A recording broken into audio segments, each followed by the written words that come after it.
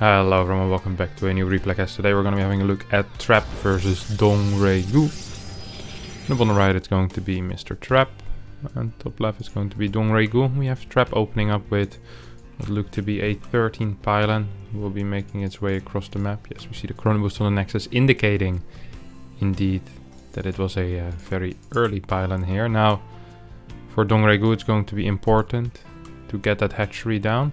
We will be seeing a 16 hatchery, and thus DongRaeGu won't be able to get it down. Trap will have a little patrol pattern over here. DongRaeGu realizes what happens, builds a 17 drone, and will start the production of his 17 hatch, or 18 hatch even, on the third base. Trap most likely will be going into some kind of Twilight Robo opener. We've seen it being so freaking popular in Korea lately, where the Zerg or the Protoss player tries to put on some pressure with some kind of 4-gate setup, whether that's with glaives or maybe sometimes we see DT or sometimes glaives into DT, and then try to go into a Blink Stalker mid-game with a couple of Immortals, sometimes with +1, sometimes without. And then later on Storm perhaps gets added if the game does last that long. We see DongRaeGu carefully mining his own minerals. Cybercore goes down on Trap side of the map.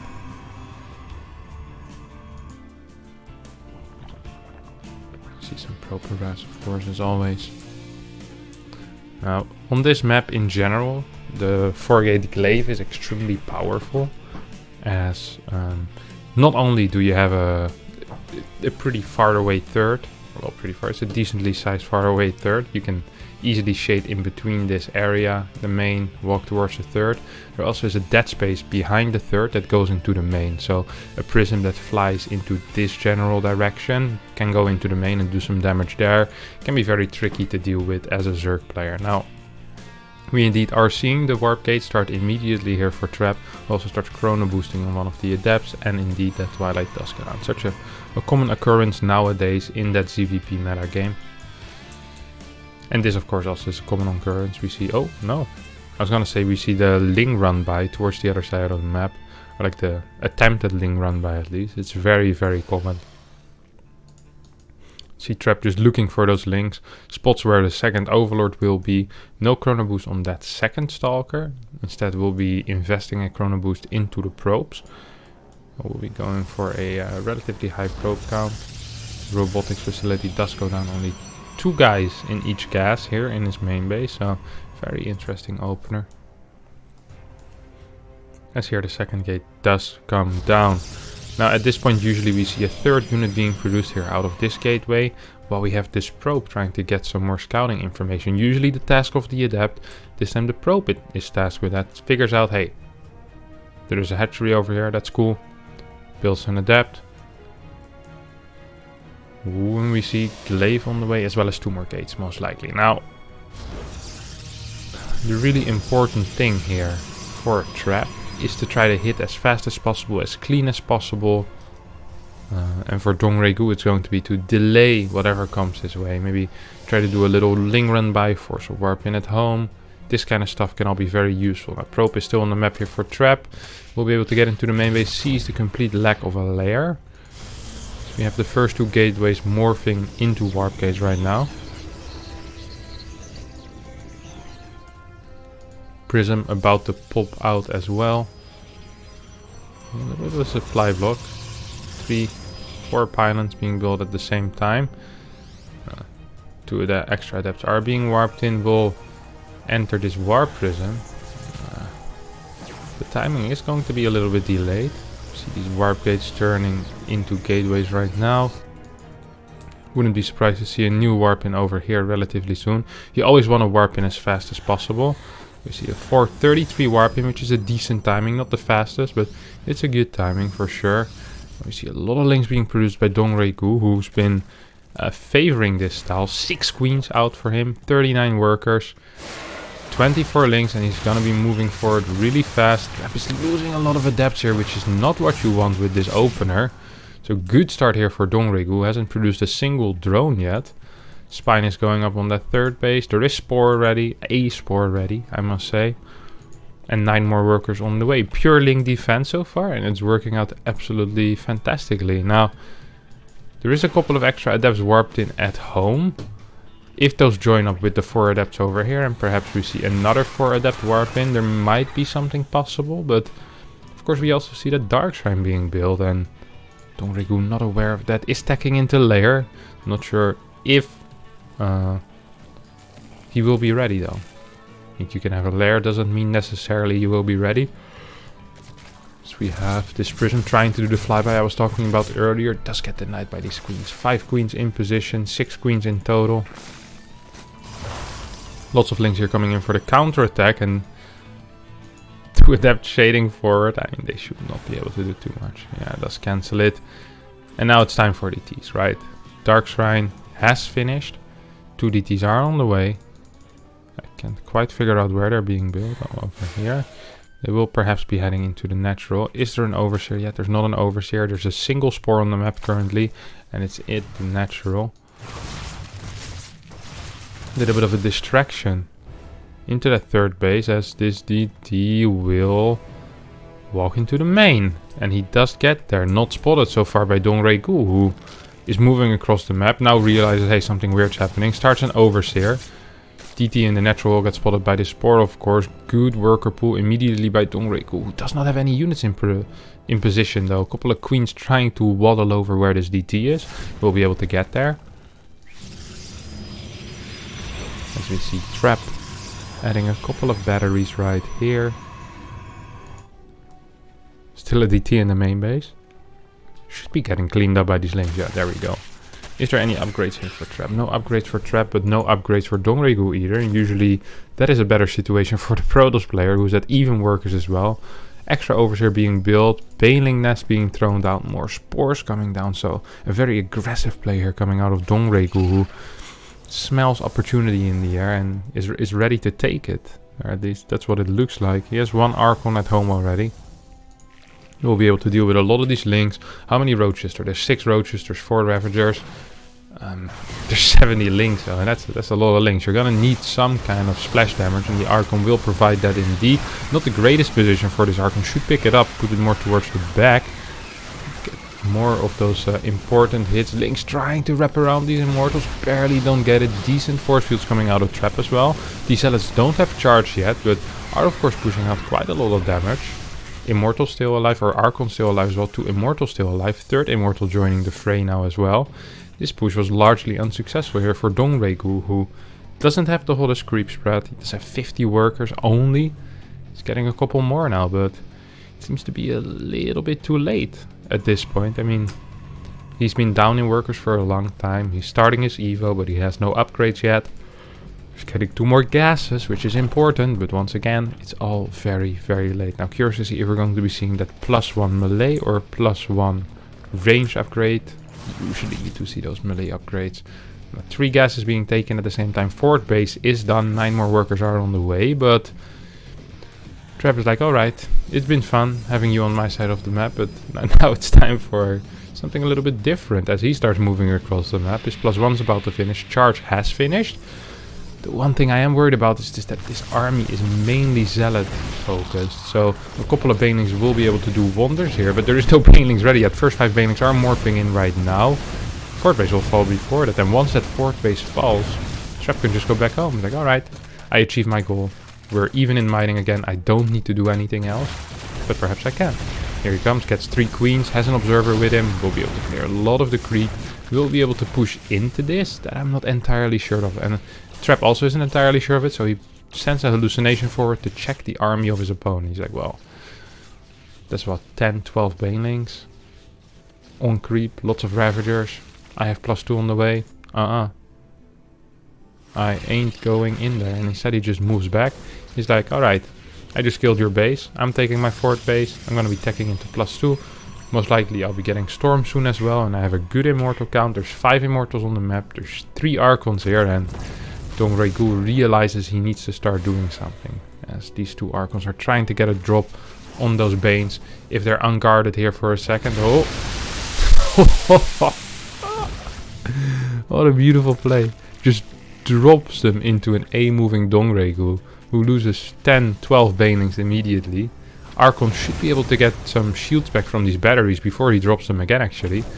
That I am a little bit worried about. Oh, he goes for the same play again. But now all of these Archons are still very low. So actually not the smartest play. Really did need to drop them. He has in here before already. But this army of Trap is so big. He does have the +1 upgrade.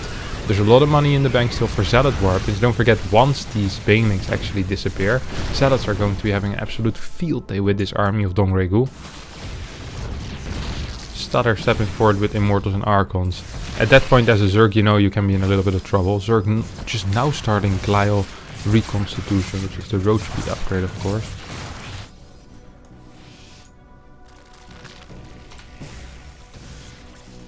Slowly but surely moving forward, trying to position himself in a way that he can take a fight. A couple of DTs moving in as well. I'm not too sure about this against the Banes, my friend. Banes, of course, still do splash even if they can't see what you're doing. Oh, one DT does get lost. Not quite worth it there. Now Trap most likely will just be waiting for his +2 warping in on this side of the map. Should really not fight before +2 though. It's still a couple of seconds, 10, 15 seconds away. No need to risk anything at this point.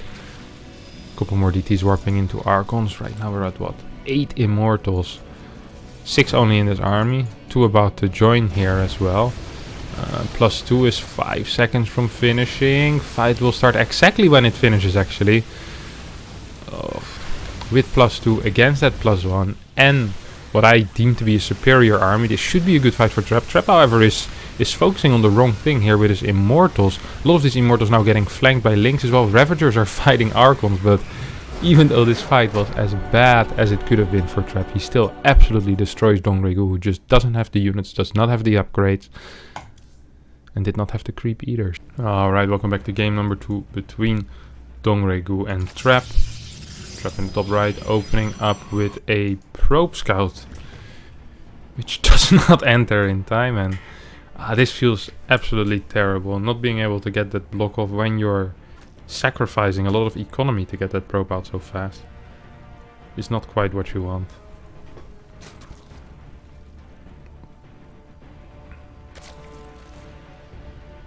You have Trap sneakily moving around with the probe, trying to get something done. Now, this map is in general quite similar to Nightshade. It's a short map. It's pretty good for the 4-gate glaive, and it's the most common strategy we actually do see on this map.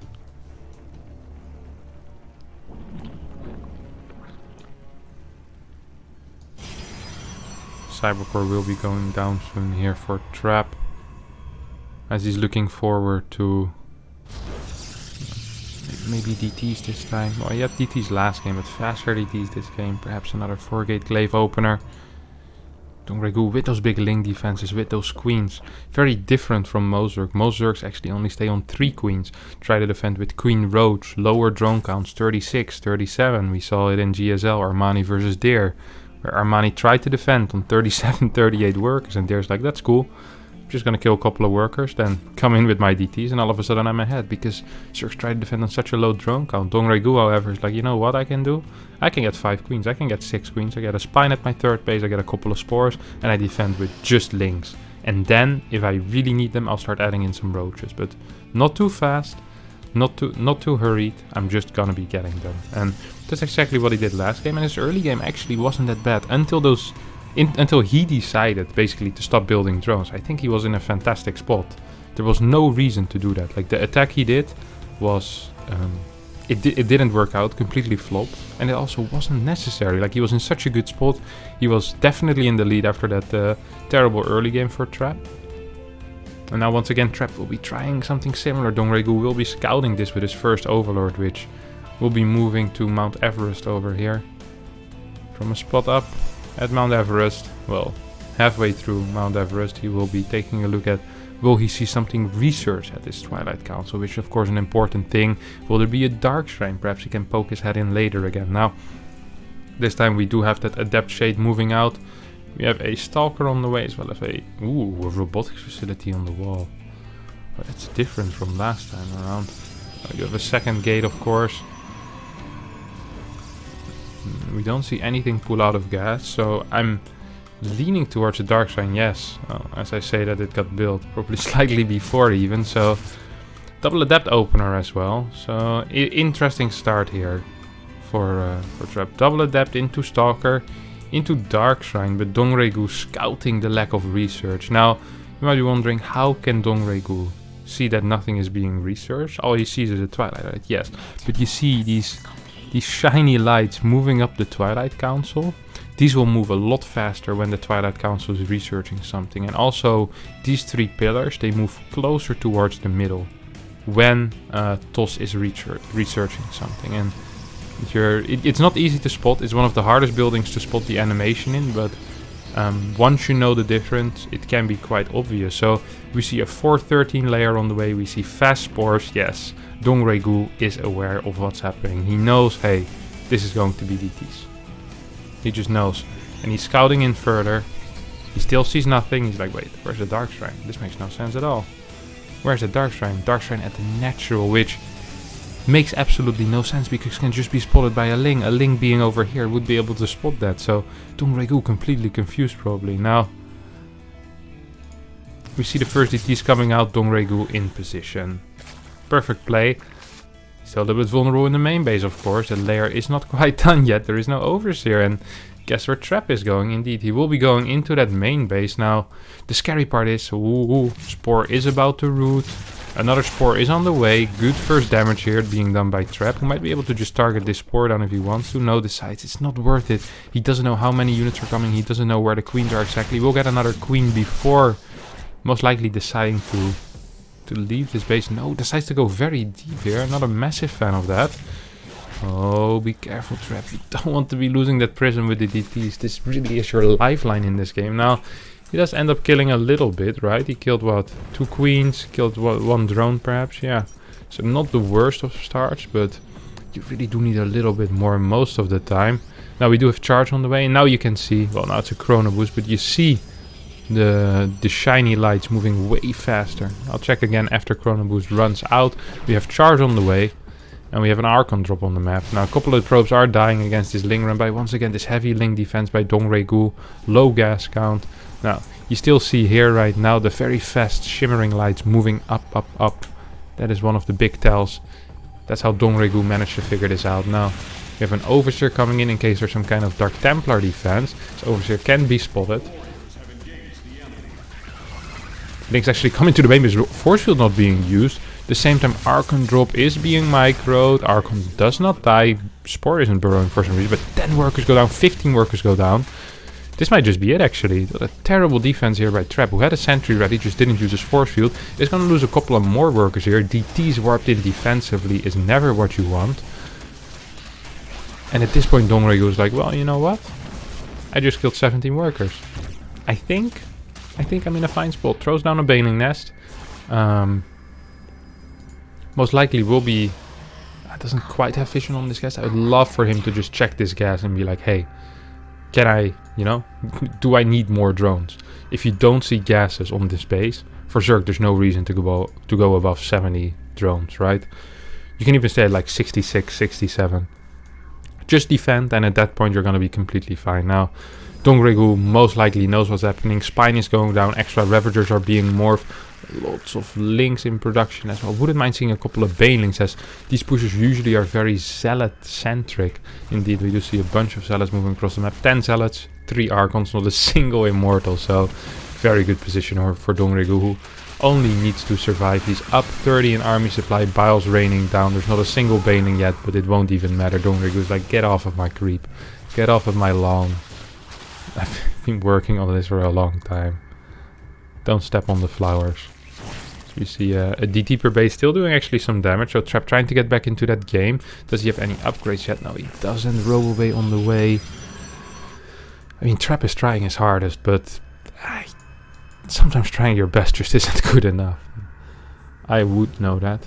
11 workers do go down, so actually good damage being done by Trap, who is who does a lot of work. 11 workers with 17 workers at once in production. So it's nice that he killed 11 workers, but guess what? He just built 17. So you're gonna need to kill 6 more to make it even from before.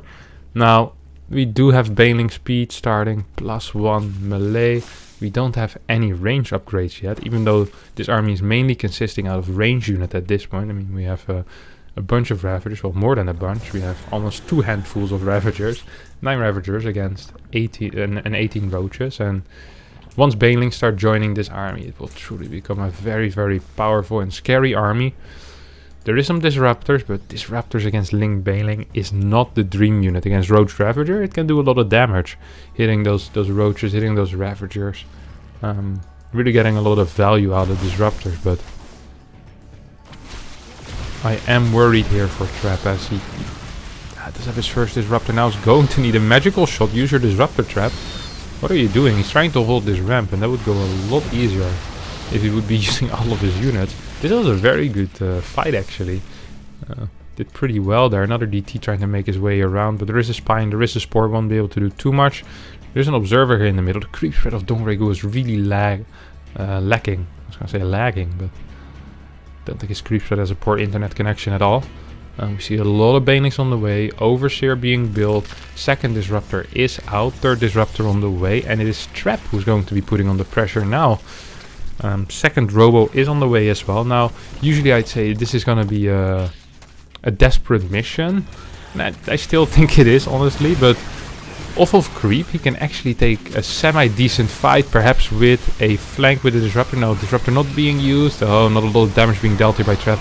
Ah, sends all of his Zealots straight into the Banelings, and the Ravager Roach count just is a little bit too much. DongRaeGu takes game number 2 and ties up the series 1-1.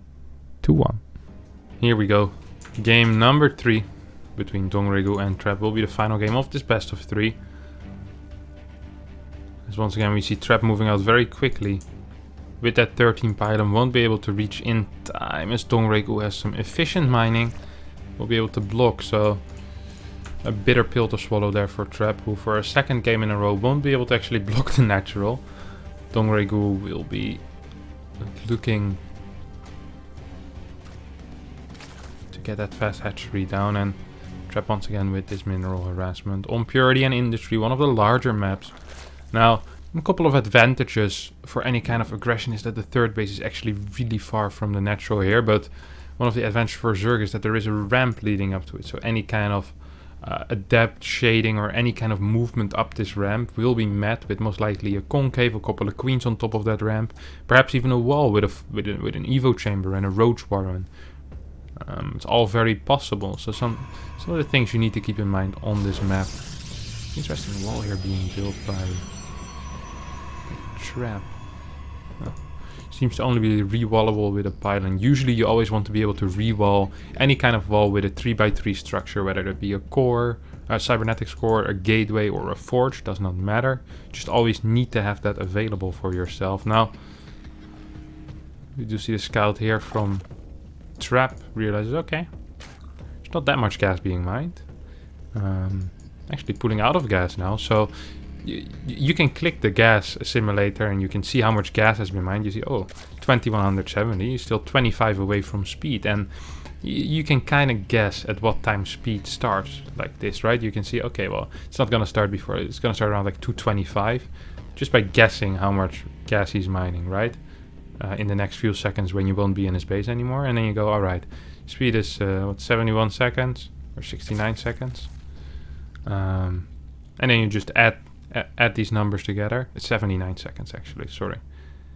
You add 1 minute and 19 seconds to the clock, and then you know at what time speed will be able to finish. Then you know how aggressive you can be with your adepts. Now Trap is switching it up here. Did he open with a fast warp gate? I think he opened with a fast warp gate, and he will be going into Stargate, which is a bit of a surprise. So usually when people play Stargate, they always skip their warp gate, but nowadays it's getting common to do it with a fast warp gate to kind of trick your opponent into believing, hey, I'm actually playing a glaive build. But no, it is going to be Oracle. DongRaeGu, however, he was not born yesterday. He's an older guy, he's I think 27, 28, so he knows. He's like, alright, you want to trick me? How about I just scout? DongRaeGu sends in the Overlord and immediately ruins Trap's plans. So good attempt, Trap, but not quite good enough for such an experienced StarCraft 2 player. Now, this one adept is very far away from where he wants to be at this point. Speed, of course, still is a little way from finishing. DongRaeGu is going on the hunt. Or is he? No, he's not. He's like, alright, this adept probably won't be viable for me to chase. So instead he will be taking the middle tower, sees the Oracle moving into the third base. There is a spore there already. There's a spore in every single base except the natural where there is 2 queens. Now this triangle formation is very difficult to break for the Protoss player because it's so close to these slow zones as well. So going into just this general area makes Oracle just very, very weak. Now the forward base being taken isn't something we see a lot. Usually Zergs take that line base, but I kind of like the triangle base, especially against Oracle. Like you have a very fast creep spread on the map, close to your opponent's fourth base. There's no vulnerabilities in your mineral line over here. I'm only a bit worried perhaps in some kind of glaive play that with triangle bases you usually set yourself up for some annoying drop action. But as that is not the case, DongRaeGu definitely made the correct choice here. So we have Lair, Roachwar and double gases on the way for him while we're chasing or following these 2 oracles, trying to get some damage on. But like I said, a lot of the movement here is a little bit predictable. Now we see 2 oracles flying in or towards the natural. There's a little bit of a Ling run by here. We'll be able to clear this at depth, but not without losing 1 or 2 units. 3 queens in position once again. Look how poor DongRaeGu's map vision is. And look how good his unit positioning is. It's very, very impressive to have this little information and be this good with your queen positioning. Once again, Lings coming in on time. No overlord spread whatsoever. All overlords are just on a little... Wow, this is insane.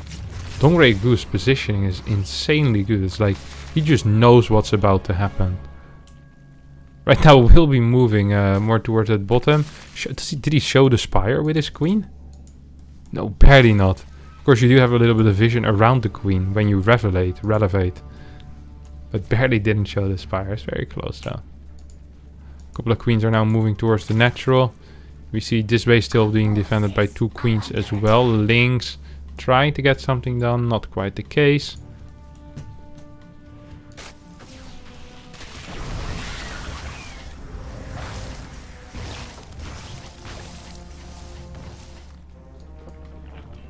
Absolutely no map vision with these overlords. That's really insane.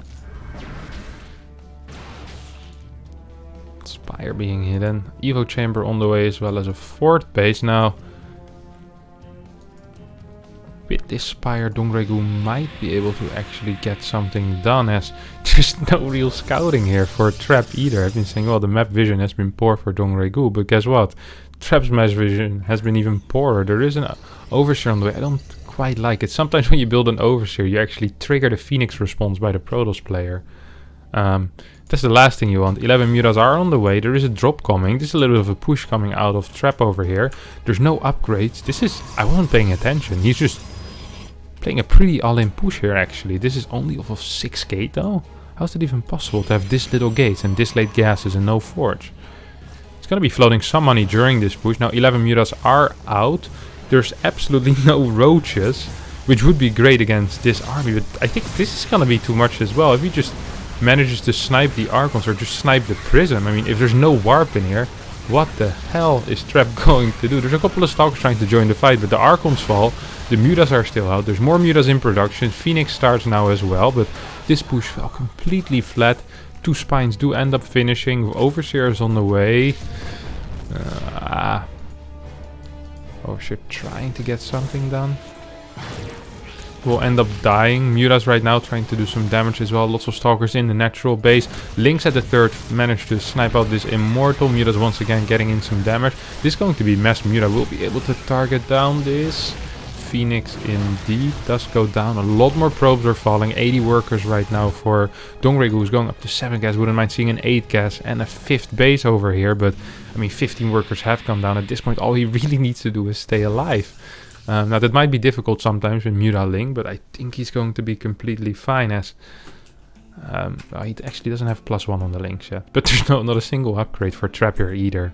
So it's kind of even in that regard. Now Muta's trying to make their way into the main base. Not a Corruptor being added yet. 4 more Stalkers being warped in. 1 will fall immediately. Oh, this is so difficult to micro for the Protoss always. You feel like you work so hard to kill 1 or 2 Mutas and then you mess up once. You lose 3 Phoenixes at once. Move slightly too far forward. Lose the first Phoenix immediately. 1 Muta with low HP will regain that, of course. +1 has finished now for the Muta player. 5th base is on the way, and Only 62 workers for Trap only. If this cannon goes down, this base is too vulnerable. Trap realized GG outs and DongRaeGu wins this game. Very impressive play against one of the top Protoss player in the world currently. DongRaeGu does manage to win 2-1. Now, if you did enjoy this video, don't forget to subscribe to my YouTube channel. It helps me a lot. Smash the like button and leave a comment down below what kind of series you want to see in the future. I'll be having a look at it. If I can get my hands on any of those replays, then I will be casting them here on this channel. See you all next time for the next video. Bye bye.